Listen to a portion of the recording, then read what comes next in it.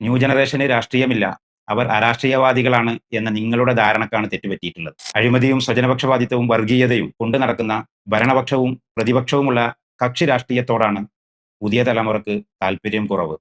പക്ഷേ അവർ കൃത്യമായി രാഷ്ട്രീയം നിരീക്ഷിക്കുന്നുണ്ട് എന്നുള്ളതിന് ഇന്നത്തെ ഇന്ത്യൻ തെരുവുകൾ സാക്ഷിയാണ്. മെയിൻസ്ട്രീം മാധ്യമങ്ങളെ വിലക്കെടുത്തും വാർത്താ വിതരണ സംവിധാനങ്ങൾക്ക് നിയന്ത്രണം ഏർപ്പെടുത്തിയും അധികാരത്തിന്റെ വാർത്തകൾ മാത്രമേ പൊതുജനത്തിന് കേൾപ്പിക്കൂ എന്നുള്ള വാശി ഭരണകൂടത്തിനുണ്ടാവാം. പക്ഷേ വിവരങ്ങൾ സാർവജനീയമായ കാലമാണിത്. ബദൽ മാധ്യമങ്ങളും സാമൂഹിക മാധ്യമങ്ങളും വിവരങ്ങൾ ജനങ്ങളിലേക്ക് എത്തിക്കുന്നതിൽ പരിമിതിയും പിശുക്കുമില്ലാത്ത ദൗത്യമാണ് നിർവഹിക്കുന്നത്. അതുകൊണ്ട് തന്നെ ഇന്ത്യൻ തെരുവുകളിലേക്ക് ഭരണകൂടത്തിന്റെ തെറ്റായ വേർഷൻ അപ്പുറത്തേക്ക് യാഥാർത്ഥ്യങ്ങൾ അറിയാനുള്ള സംവിധാനം ഇന്ന് ലോകത്തുണ്ട്, നമ്മുടെ രാജ്യത്തുമുണ്ട്. നിങ്ങളുടെ വർഗീയതയെ, നിങ്ങളുടെ അഴിമതിയെ, നിങ്ങളുടെ കെടുകാര്യസ്ഥതയെ, നിങ്ങളുടെ വംശവെറിയെ നിങ്ങൾക്ക് മറച്ചുവെക്കാം. പക്ഷേ ഞങ്ങൾ കണ്ണു പൊത്താത്തിടത്തോളം കാലം ഞങ്ങൾ കണ്ണു തുറന്നത് കാണും.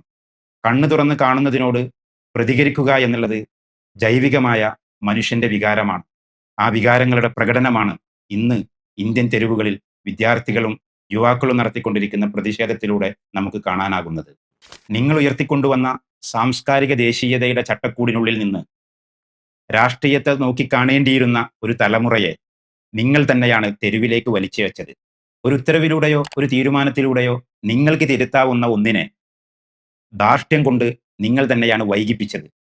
അത് നീട്ടിക്കൊണ്ടുപോയി ഒടുവിൽ സമരക്കാരുടെ സന്ദേശത്തെ ഇന്ത്യൻ തെരുവുകളിലേക്ക് എത്തിച്ചത് നിങ്ങളാണ്. നെയിം ബോർഡില്ലാത്ത പോലീസുകാരെയും യൂണിഫോം ഇല്ലാത്ത ഗുണ്ടകളെയും ഉപയോഗിച്ചുകൊണ്ട് സമരക്കാരെ തല്ലിച്ചതച്ചപ്പോൾ ഇന്ത്യൻ യുവത ഒരു കാര്യം കൂടെ തിരിച്ചറിയുകയാണ്. നിയമപാലന സംവിധാനത്തിൽ നിയന്ത്രിക്കപ്പെടേണ്ട പോലീസുകാർക്കൊപ്പം ആക്രമണോത്സുകരായ ഒരു കൂട്ടം ഇന്ത്യൻ തെരുവുകളിൽ ഞങ്ങളെ നേരിടാനുണ്ട് എന്ന തിരിച്ചറിവ് ഈ യുവതയ്ക്ക് നൽകിയത് നിങ്ങളാണ്. ഇത് നിങ്ങളുടെ അവസാനത്തിന്റെ ആരംഭമാണ്.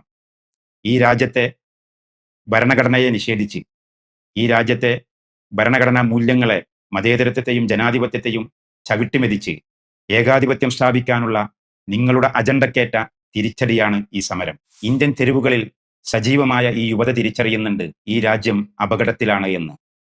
നമ്മുടെ രാജ്യത്തിന്റെ റിപ്പബ്ലിക്കിനെ, നമ്മുടെ രാജ്യത്തിന്റെ ജനാധിപത്യത്തെ, നമ്മുടെ ഭരണഘടനയെ സംരക്ഷിക്കാൻ ഭരണകൂടത്തിനാവുന്നില്ലെങ്കിൽ ജനങ്ങൾ ആ ദൗത്യം ഏറ്റെടുക്കണം എന്ന് ഈ യുവത തിരിച്ചറിയുന്നുണ്ട്. അതുകൊണ്ടാണ് സമാധാനപരമായ പ്രതിഷേധങ്ങളെ തല്ലിച്ചതക്കാൻ നിങ്ങൾ ഗുണ്ടകളെ ഉപയോഗിച്ചത്.